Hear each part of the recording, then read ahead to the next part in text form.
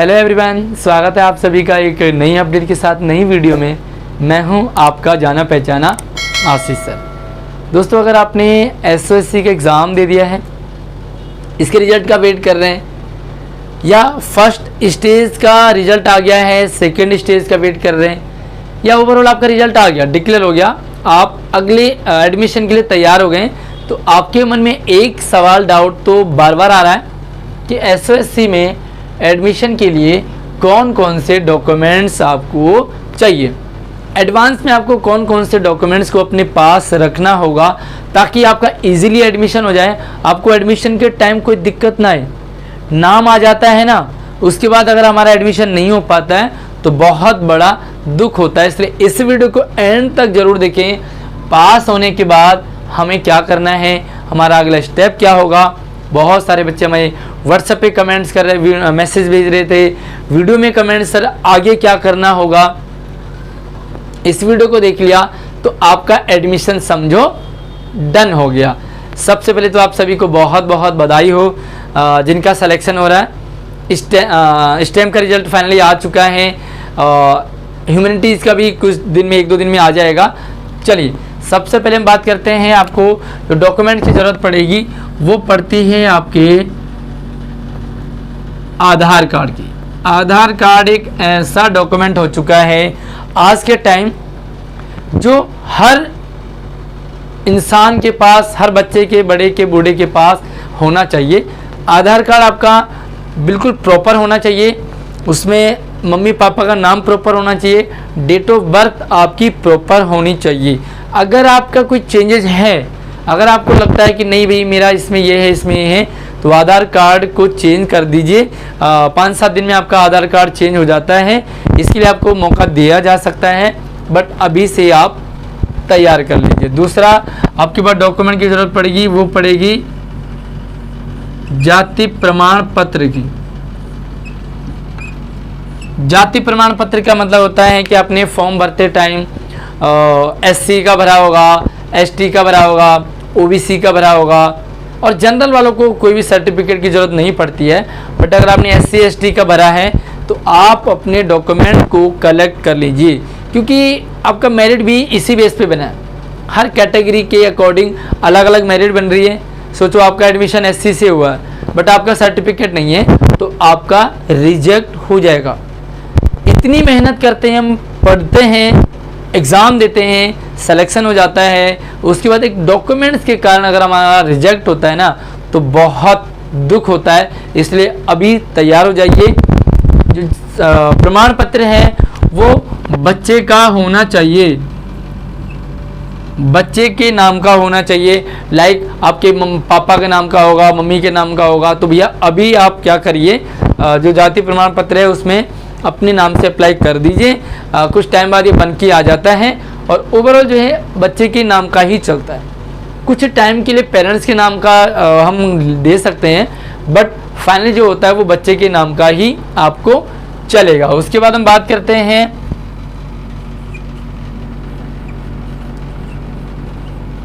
Result की। अब result यहाँ पर बहुत इंपॉर्टेंट चीज़ है। रिजल्ट में आपको क्या चाहिए होगा, तो रिजल्ट के अंतर्गत आपको चाहिए होगा मार्कशीट।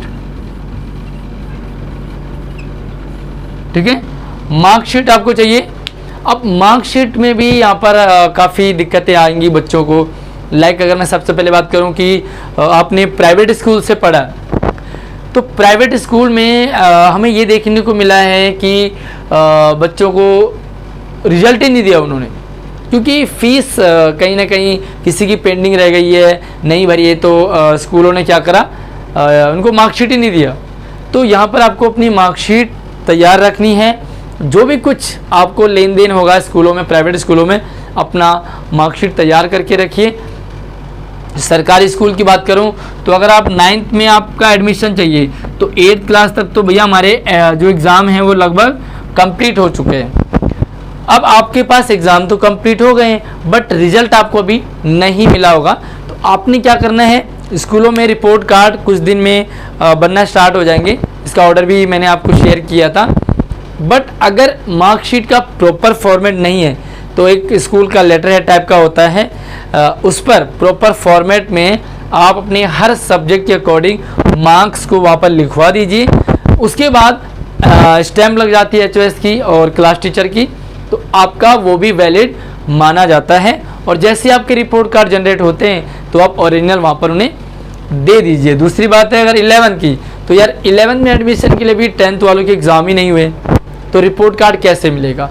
अभी 10th वालों का इतनी जल्दी एग्ज़ाम हो भी नहीं, सॉरी जो रिजल्ट वो आया भी नहीं है, तो 11th वालों के रिजल्ट में थोड़ा डिले होगा क्योंकि वैसे इनका रिजल्ट लेट आएगा, तो अभी इतनी जल्दी नहीं है।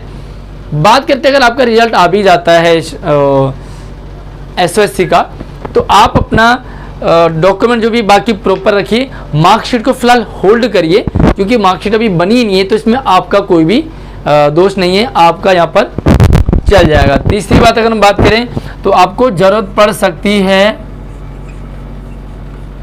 जन्म पत्री की, और इसे मैं बात करूं तो ये पड़ता है बर्थ सर्टिफिकेट। बर्थ सर्टिफिकेट यानी कि जन्म पत्री, ये आपको इसलिए ज़रूरी होता है क्योंकि 9th और 11th क्लास में एक फॉर्म भरा जाता है लाडली का, तो लाडली फॉर्म भरने के लिए भी आपको वहाँ पर इसकी ज़रूरत पड़ेगी। साथ में जन्म पत्री के बेस पर ही एडमिशन वगैरह भी होता है, तो आप जन्म पत्री भी अपनी प्रॉपर बना करके रखिए। अगर नहीं है तो कलेक्ट कर लीजिए, आपको इसके बिना कुछ % चल सकता है, बट अपने डॉक्यूमेंट में सारी चीज़ों को आप इंक्लूड कर लीजिए। उसके बाद हम बात करते हैं तो आपका रहेगा TC, यानी कि जो भी आपका SLC है, ठीक है, हम इसे SLC कह सकते हैं। अब ये SLC जो है ये कहाँ से मिलेगा, तो आपको SLC मतलब स्कूल छोड़ने का सर्टिफिकेट। अब यहाँ पर अगर आप प्राइवेट स्कूल से हैं तो मैं आपको फिर से कहूँ, आप अपना रिजल्ट तैयार रखिए, अपनी TC तैयार रखिए, क्योंकि इसमें प्राइवेट स्कूल लगाता है बहुत टाइम, देने में आनाकानी करेगा आपको, ताकि प्राइवेट स्कूल को लगता है कि भाई हमारा बच्चा कहीं इधर उधर ना जाए, तो वो क्या करता है खींच के रखता है। आपको ये दोनों चीज़ें कंप्लीट करनी है, रखनी है। अगर आपका नाम आ गया है तो आप निकलवा लीजिए अभी से तुरंत ही, और अगर आपका नाम अभी नहीं आया ना तो जल्दबाजी मत करना।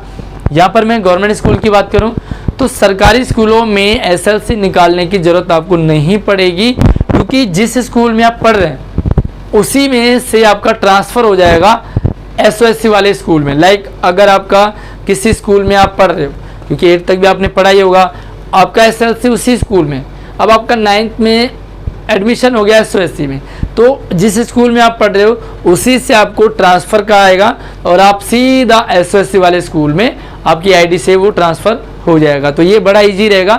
SLC निकालने की कोई जल्दबाजी मत करना, क्योंकि गवर्नमेंट स्कूल में एक बार आपने ऐसे निकाल ली तो दोबारा से गवर्नमेंट स्कूल में ही एडमिशन लेना बड़ा मुश्किल हो जाता है। उसके बाद हम बात करते हैं आपको, तो यहाँ पर आपको ये जो आसान रहेगा और इसमें कोई भी दिक्कत नहीं आएगी, आपके पास एक पासपोर्ट साइज़ फ़ोटो होनी चाहिए। फ़ोटो इजीली आपको मिल जाएगा, कोई दिक्कत नहीं है, नहीं तो खिंचवा लीजिए। काफ़ी सारे बच्चे होंगे भैया नाम के साथ खिंचवाना, डेट के साथ, तो नाम और डेट के साथ खिंचवा लेंगे तो बहुत अच्छा है, अदरवाइज आपका बिना इसके भी काम चल जाएगा। तो आई होप आप सभी के पास ये डॉक्यूमेंट सारे होने चाहिए, आपका एडमिशन इजीली हो जाएगा, कोई भी दिक्कत नहीं आएगी। बाकी कुछ और डाउट हो तो मुझे कमेंट कर सकते हैं, और वीडियो को लाइक करके यार शेयर कर दीजिए। साथ में चैनल पर अगर आप पहली बार आएँ तो सब्सक्राइब अभी कर लीजिए, क्योंकि इसी तरह आपको नई नई अपडेट मोटिवेशनल वीडियोज हम इस चैनल पर लाते रहते हैं। धन्यवाद।